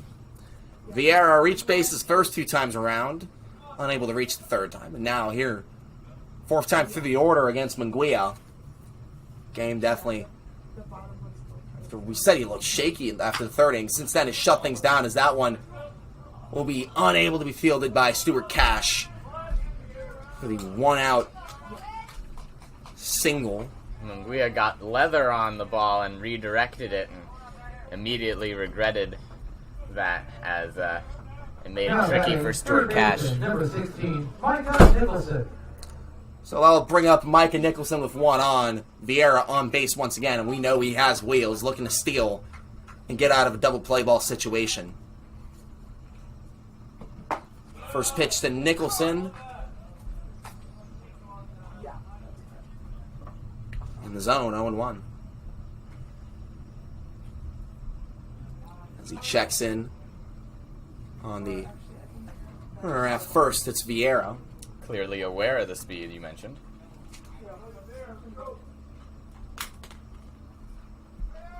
Runner takes off, Vieira fouled off. So we're getting some arms warming up in the bullpen for the Legacy. No. It's Sean DeBoard. A lot of the regular season, it's been starts of about 4 innings in the VACL, maybe on average, just as an estimate. Here, it's a sign that it's playoff baseball, that both starters are still in the game here, and we're in the top of the 7th. Even with, Frankovich, giving up 5 runs. Even with Munguia giving up 5 runs. He's still in here, and for good reason. I mean, he shut things down last time through the order. Although maybe showing some signs of fatigue. Runner on first, 1-2, 1 out. Off speed misses, evens things up, 2 apiece. Bittner and Cash are at double play depth. That would be a great result to get out of the inning. 2-2. In the zone, strike 3, ring him up. That'll do as well. Strikeout looking. Now batting, We right fielder. bring up the right 24, fielder, Caden Stamaria. Munguia I don't think that one's going over there. approaching his 99th pitch. Because there's another one. I'll let you do the math. It's 2 pitches away from 100. This is the 99th pitch. He's on 98 pitches as I'm getting laughs by my fellow interns. 2 pitches away from 100. The one that was going to supposed to get the radars, but he couldn't get the one. Oh, an interesting double pickoff move. 2 pickoff moves between pitches from Munguia. You don't see that very often. First pitch to Stamaria. Fouled off, 0-1. It made sense in my head. We got it, Nate. Munguia has hit the century mark on his pitch count. Place that we've seen him a lot this summer. He's been an inning eater all year for the Legacy. At the 0-1. High, evens things up, 1-1.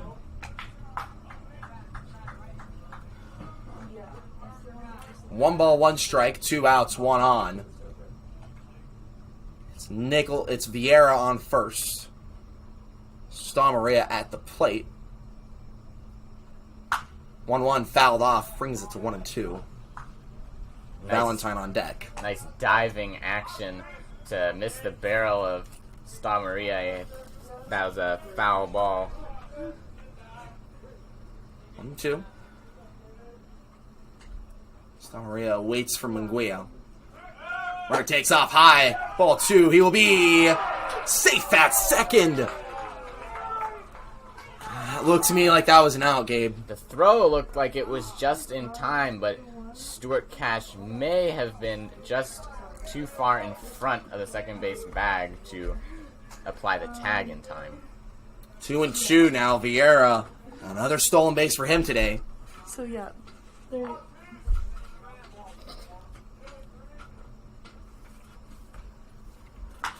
Pitch hit high into no man's land, shallow right. Shallow left, excuse me, and that will be the final out of the inning. Dom Nahara with the grab.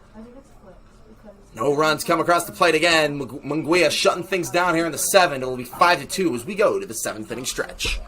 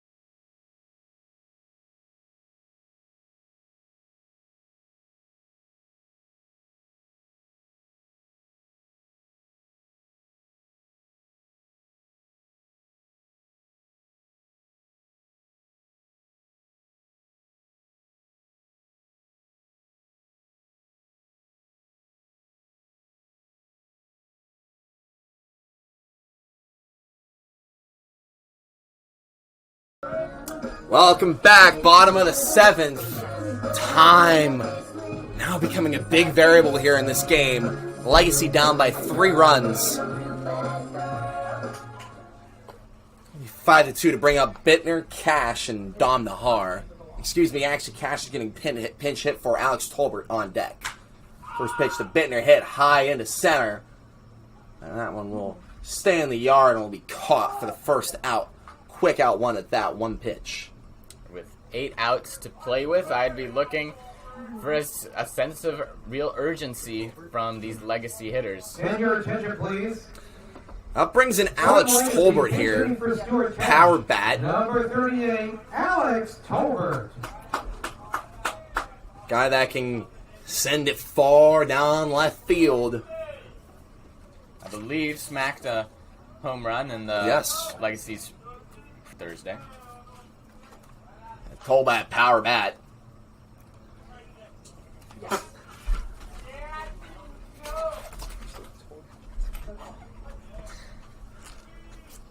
First pitch to Tolbert. Swing and a miss, strike one, and yeah, definitely looking to send one deep there. Yeah, big cut and a miss. But if he gets the barrel on it, should send it a long way. Swing and miss, strike two. You know, Tolbert at Simpson University was previously at Jamestown, where he slugged .525. Half of his hits went for extra bases. Looking to do that here as he looks at that one for ball 1 and 2. Slugging .525 is a very impressive number, I think. Even the top hitters for the Legacy this summer are in the 400s. 1 and 2. Looked at for a ball, evens it up. 2 and 2. Nice job coming back in the count here from Tolbert after 2 ugly swing and misses. Giving himself more chances to see a pitch he can drive. 2-2 to Tolbert. hit over sharply to short, but the ball is fielded, and he'll be out at first for the second of the inning. Brings up Dom Nahar once again. Leadoff hitter batting with 2 outs, nobody on. Left fielder, number 25. Not a position he will find himself in often as the leadoff man, but it's where he is. 2 outs, nobody on. Frankovich has pitched 6 2/3 innings Okay, I just. and is still looking as sharp as ever. Okay, it's working now. Thank you so much. That one will find the ball 1-0. Oh, wait 1 second. We'll miss the zone again. 2-0 here to Nahar. Nahar getting his 4th look at Frankovich, and you have to think that gives him some kind of advantage here. 2-0. Hit high into center field, tracking back and making the grab right at the warning track. That one went far and deep, but just couldn't leave the yard. It will be 5-2 as we enter the top of the 8th. Game getting closer and closer to the ending. Legacy just 6 out away from being eliminated. 5-2 when we return.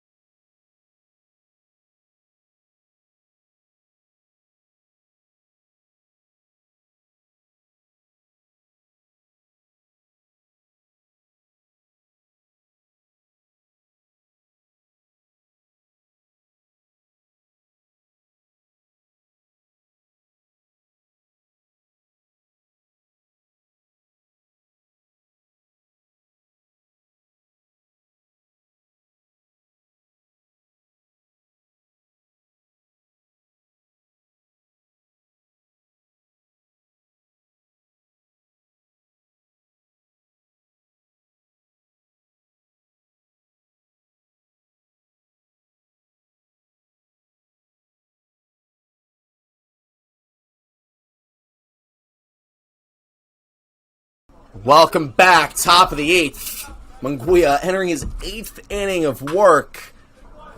Well past 100 pitches now. And he's telling Nick White, calm. We're fine. I can get out of this inning. I can keep on working. Sean DeBoard. It's like a light warm-up for Sean DeBoard in the Now bullpen. playing in the shortstop, Kyler Bittner. Now batting. We have some changes. Number 28, Joseph Hoskins. Bittner moves over to short.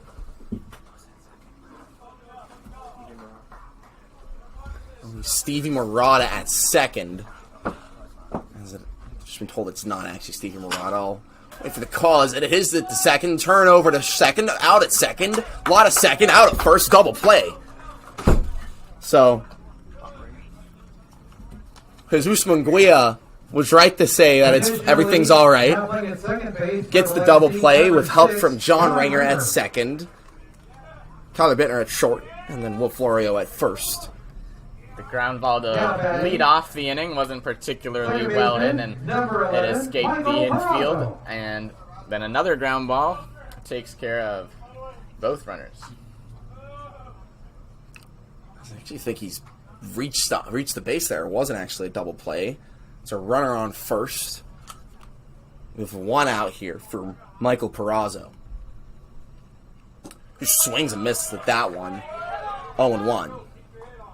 I could have sworn they got him out at first. I also thought that was the case based on Hoskins' expression at first base. He looked pretty frustrated. 0-1 reaches. Goes back over to first base to check in on Hoskins.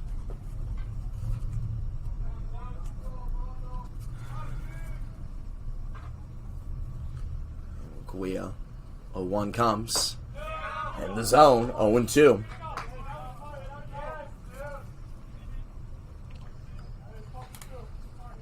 Still hasn't lost much touch on the breaking balls and seems to have good energy left in the tank.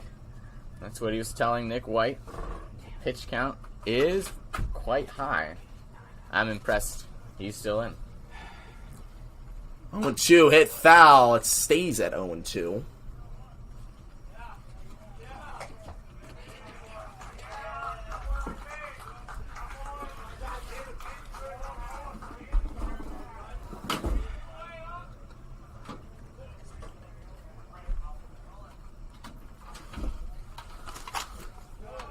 He fouled off again, stays at 0-2. Peraza proving to be a tricky out here in the top of the 8th, 1 on, 1 out. As Sean DeBoard has stopped his warm-up, just watching Munguia. 0-2, runner takes off, hit high into right field, tracking back is Trinidad. That one off the wall. Runner digging for home. Sliding into third, safe. California breaks the deadlock after no runs scored since the 3rd inning. It is now 6-2 in the top of the 8th. And that is going to be the day for Jesus Munguia as Nick White makes the walkout to the mound. So Jesus Munguia's day is done. In comes Sean DeBoard. We will have all of his information once we return in the top of the 8th. 6-2 lead for California.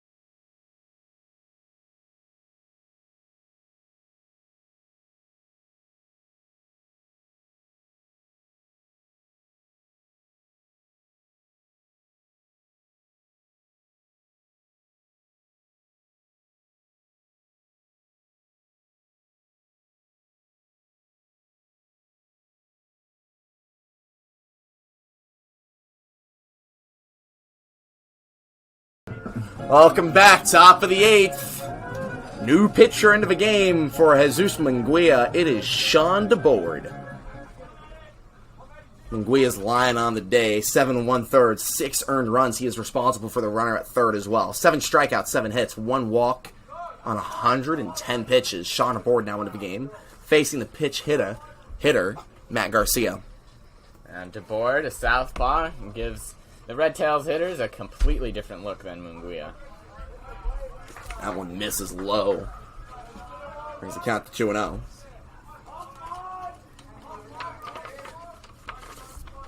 DeBoard pitched 15 innings this summer, mostly out of the bullpen for Nick White, and has given up 5 earned runs. Solid 3 ERA. 3-0. First 3 pitches from DeBoard have missed the zone, as that will miss the zone as well. His first 4 pitches all miss for a 1-out walk to put runners on the corners. It's one of the pitching coach's nightmares to have a new pitcher in the game Now batting, start off with a first 4-pitch baseman, walk. number 21, Noah Peterson. I'll bring up Noah Peterson with 2 on, 1 out.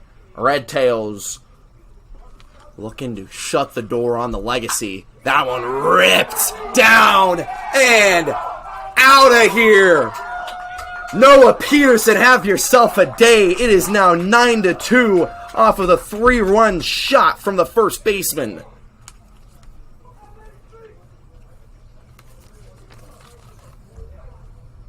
That just might be the decisive blow.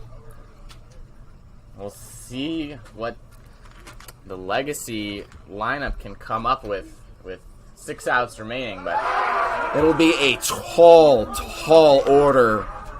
Now batting, But if there's any one fielder, player number 32, Gavin Soper. why the Redtails advance to the finals tomorrow, it's Noah Peterson. That ball went 418 feet. Ripped down right field line.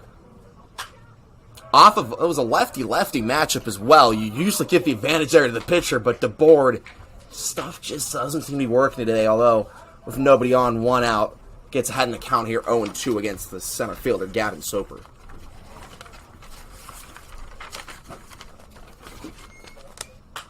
As that one ripped high.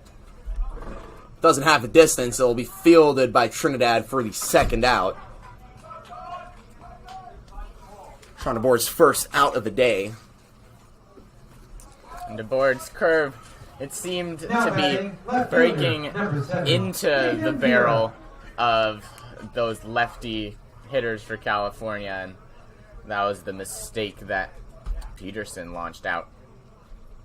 9-2 ball game, 2 outs, nobody on here for the Redtails. So that one misses, 1-0. Yeah, Sean DeBoard usually been a reliable arm this summer. That time though gives up this 3-run shot. Peterson's 2nd home run of the day. And those are going to be extra runs charged to Munguia. I think he's just responsible for the runner at 3rd. So it's now 7 earned runs for Munguia, 2 for DeBoard. Yeah, 2 for the board. 2-1. To the leadoff hitter Vieira. That one misses again, 3-1. Now you're just looking to get out of this inning with no more damage done. It's already a tall task for the Legacy to come back down 7. You cannot give up any more runs.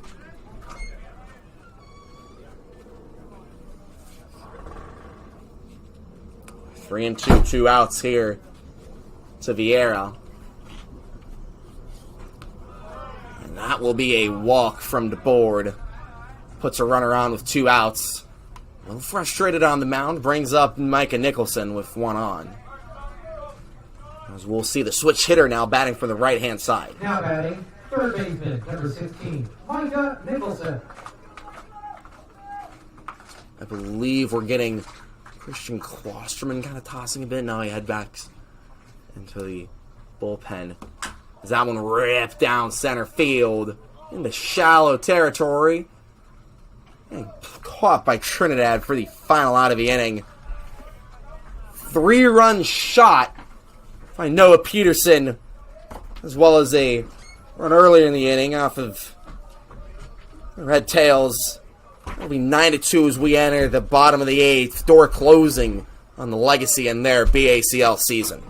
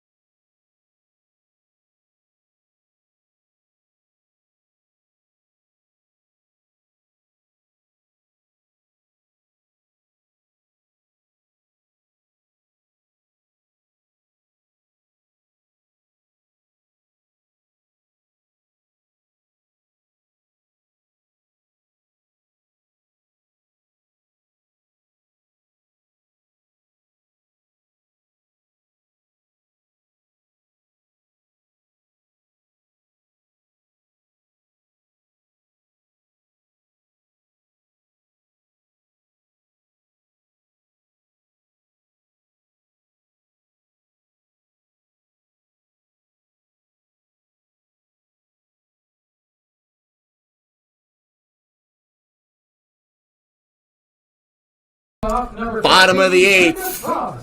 Nope. It's Ethan Payne to the plate, facing Ethan Baloney, who's coming in to relieve Jonas Berkovich, as Payne pops that one for the first out of the inning. Brings up Tyler Wong with 1 out. Jonas Frankovich, 7 innings, 94 pitches, 2 earned runs, 3 strikeouts, 5 hits, 1 walk. What do you make of Frankovich today? It was excellent, really. This legacy offense has been taking it to a lot of pitchers all summer. And Frankovich really held them in check. Put up 5 zeros on the board and only 2 runs allowed. Not something a lot of arms have been able to hold the legacy to. Yeah, that brings in Ethan Baloney here. He just faced Ethan Payne. Now he's facing Tyler Wong, who, if that one foul, 0-2. Legacy now down to their final 5 outs of the BACL season. And it'll have to start with runners on base. Wong looking to get on, instead hits that one into right field. 2 players go for it, and it will be fielded by the second baseman. Perazo gets the out. Pretty impressive over the shoulder catch from Perazo, but probably better off the right fielder's ball. That might have made it easier. And out's an out. You're now 4 outs closer to advancing to the BACL finals if you're the Redtails. Brings up Blake Gowans with nobody on. Yeah, I mean, this is a tough one for the... You see right here, is that one hit, blooped over into the infield. Gowans will beat the throw for a 2-out hit. Brings up Kieran Baker. There's some good luck for Blake Gowans. A 34-mile-an-hour squib off the bat. Bring up Baker. As the legacy trail here. Now batting, designated hitter. 9-2, 2 outs. Kieran Baker. Pressure's on. He's proven to be a clutch hitter earlier in the season. Walk-off hero, along with Tyler Wong, in a win over the Alameda Anchors. Of course, the Alameda Anchors awaiting the winner of this game in the BACL Finals, which ever more likely looks to be the Redtails. 1-0, misses. 2-0 to Baker. If you're looking at this legacy, a recent run of form, probably been their worst stretch of games recently. They lost to the Redtails earlier this week. Had a 2-game out-of-conference set against Healdsburg and Solano, where they lost both of those by pretty solid blowouts. And then, of course, the Mercy Rule loss at the hand of the San Francisco Seals. They've struggled a bit since the BACL All-Star break. And this struggle's dragging into the playoffs. 3-1 to Baker. They were flying high at the heart of the regular season BACL schedule. Won first place in the first place regular season title by quite a few games as well. Exactly. That's why it's surprising to see them get straight into the losers bracket and then now here find themselves down 7. As that one is ripped high down left field, looked at and gone. Kieran Baker, 2-run shot. That's one way to start the comeback. 349 just left over the left field wall. Exactly what the Legacy need here as they look to cut the Redtails lead. It's now 9-4. Legacy down by 5 in the bottom of the 8th. There's a big burst of energy there. Just what the Legacy needed, you're right. We'll bring up Ryan Farr here. Now batting, third baseman Ryan Farr. 3 home runs this game. It's not often you see 3 home runs hit at CSM Field. This is a pitcher's ballpark. Brings up Ryan Farr. First pitch misses 1-0. Uncommon at CSM and uncommon in the BACL. So 3 of the 4 pitchers as well in this game have given up a home run. Munguia, DeBoard, and now Baloney. That one swing and miss, 1-1.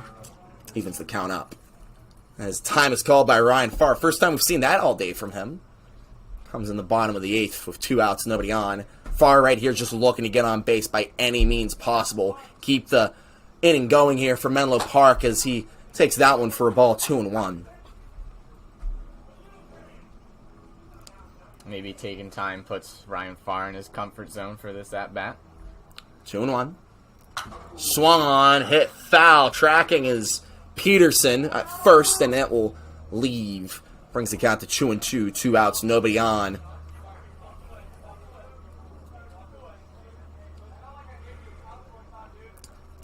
Two balls, 2 strikes, 2 outs. We'll be seeing Sean DeBoard again in the top of the 9th, who must not let the Redtails score any more runs. Of course, he gave up the solo. The 3-run shot, off of the bat of Noah Peterson. As that one ripped over to short. Farr sprinting, but will not beat the throw. The comeback attempt has started. Still a lot of work to be done, but the 2-run shot from Kieran Baker certainly helps. It's 9-4 as we enter the top of the 9th. The Legacy will be down to their final 3 outs of the BACL season.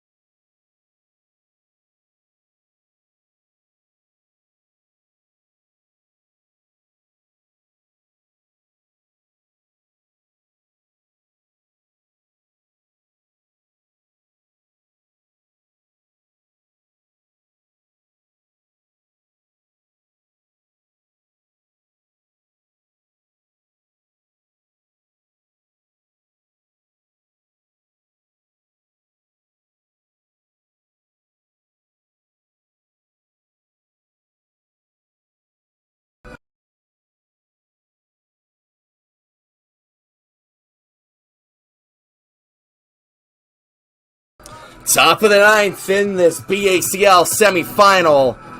And into the game, responsible with getting 3 outs to bring up the Legacy order once again is Chris Walsh. First pitch from Walsh. Finds the zone, 0-1. Facing Staw Maria here. It'll be 3, 4, and 5 to the plate for the Redtails. Sean DeBoard, day is done. He gave up 2 earned runs, on 1 hit, 2 walks, 15 pitches, 2/3 of an inning. That 1 hit proving to be costly here. The 3-run shot, if that wasn't given up, it'd be a 6-4 game. 0-2 to Staw Maria. Walsh gets the foul ball there. It'll stay at 0-2. Walsh comes in and he's gotten a pair of saves for the Legacy this summer. This time out, his task is just to keep the Redtails where they're at. 0-2 to Staw Maria. Breaking ball misses. Tried to backdoor him there, 1-2. Walsh plays his college ball for CSM. Strikeout guy. Finished second in team with Ks per 9 with 7.96. 1-2 to Staw Maria. Hit up the middle. Off the mound and over to the second baseman, trying to get the out, and he will not. John Ringer over there tried to make the play. Instead, the leadoff man is on. Single. The first at-bat of Walsh's day. Now batting, the catcher, number 30, Cameron Valentine. Not how you want to start your outing with your team is down by 5 runs. Let the leadoff man on, but that's what Walsh does. It'll be Stommery at first, Cameron Valentine to the plate. First pitch misses, 1-0. And bad luck to have that 62-mile-an-hour grounder turn into a single.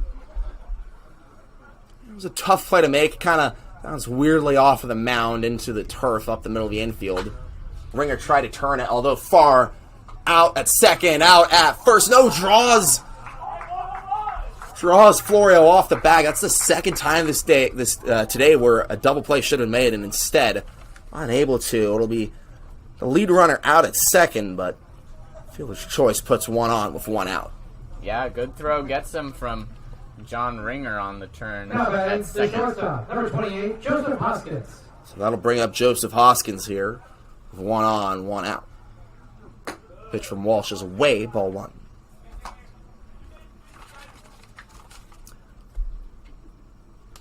One and 0. Hoskins.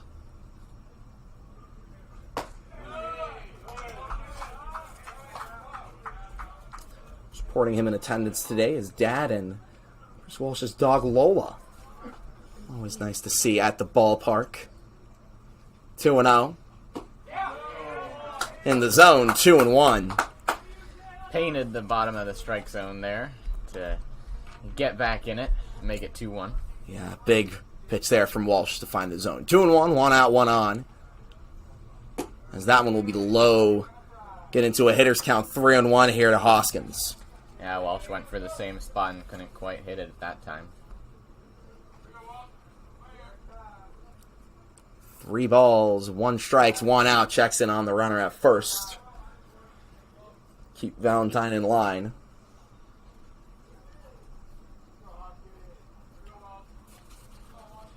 Walsh makes the 3-1.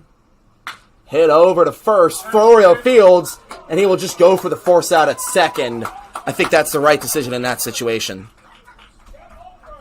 Fantastic diving stop from Will Florio. Laid out and picked that grounder up and quickly got up and over to first Now for batting, second baseman, number 11, the 3 Michael unassisted Peraza. ground out. And that'll be the second out of the inning to bring up Michael Peraza, the second baseman. Walsh just 1 out away from getting out of his legacy and bringing the legacy order back up to the plate. And that one we ripped over to second. Ringer makes the play out at first. When we return, the legacy are down to their final 3 outs of the BACL season. It'll be Florio, Bittner, and Ringer tasked with the comeback. 9-4. Stay with us right here at CSM.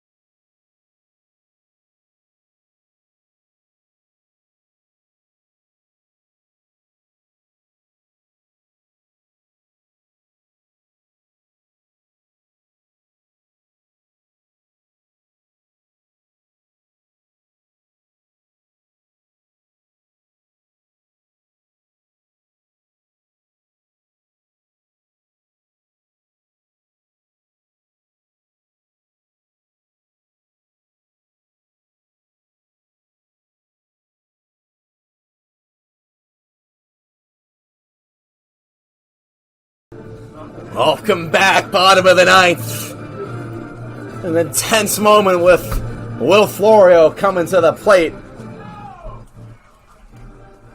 Almost cleared the deck with a home run, with a near home run last time we saw him. Now here in the bottom of the ninth, facing Ethan Baloney, who gave up a home run last time around against the righty. That one hit foul. He's 0-1 here. The Legacy down to their final 3 outs of the BACL season. Pressure's on to Florio, who takes that one in the zone. 0-2. Nice pitch by Baloney.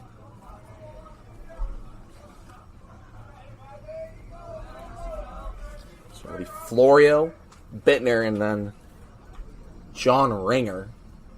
Played 0-2 to Florio, who looks at that one high for ball 1.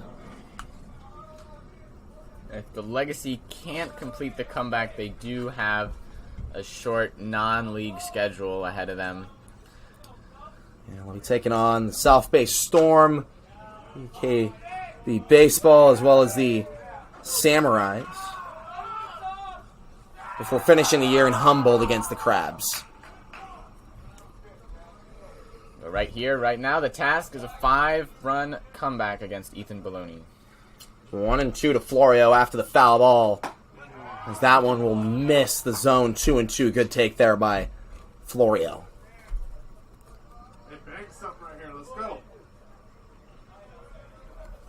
Florio come back at the count there after getting behind early. 2-2. Swing and a miss. Strike 3. Down to their final 2 outs. Florio happy there. Brings up Kyler Bittner here. Baloney gets a crucial strikeout to sit down a big power bat in the lineup. Will be Kyler Bittner, the 8-hole hitter. Number 8, Kyler Bittner. The back end of the order today has been the one struggling for the Legacy. Can they step up in a big moment? Florio was unable to for the first out now here. Bittner, first pitch. Taken for a ball. Good take there by the righty.